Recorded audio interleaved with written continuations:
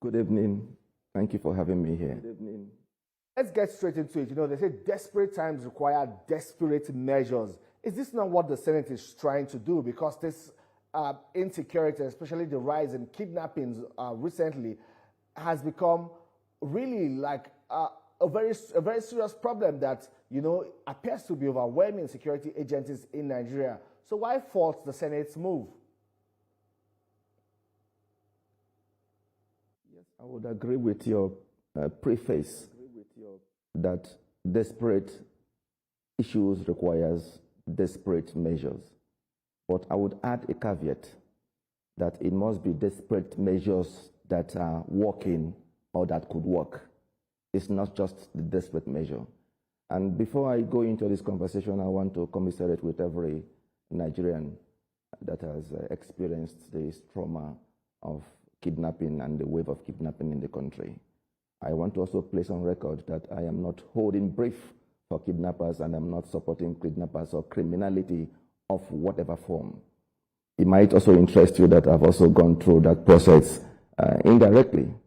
I have gone through that waiting moment because my elder brother was kidnapped and it was my responsibility to negotiate with the kidnappers. It was my responsibility and difficult responsibility to discuss ransom and deliver ransom to them after several hours of being on transit in the course of this delivery. The point is, I resonate with every Nigerian, I sympathize with every Nigerian, I commiserate with every Nigerian. However, I am saying that the approach that the Senate is adopting through death penalty is not effective. It's not empirically proven, and the comparison for countries where it is working is misleading because the comparators are not in the same jurisdiction with Nigeria. The comparators are not sharing the same challenges like Nigeria. So we cannot compare it works in China, why wouldn't it work in Nigeria?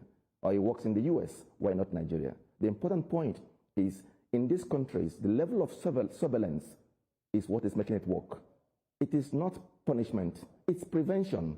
So I want to advert the attention of the Senate that the approach, the route they are going, which is raising the punitive level, punitive threshold of adopting death penalty, is not working. I can also give you an empirical evidence, which every Nigerian might know. We still have death penalty existing for armed robbery in Nigeria.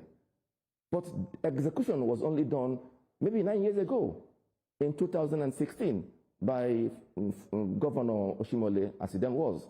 He was the last Nigerian governor that signed a death warrant. Before that point, the second recent execution happened in 2013 by the same governor. So my point is, if death sentence, if execution is working, why are Nigerian governors not executing it, implementing it? Today we have over, according to the Correctional Service, as at 2024, we have over 3,503 inmates on death row. So why are we having this number on death row and having a very little execution, and at the same time looking at adopting death penalty as a measure to curb insecurity? Get your point, but you know,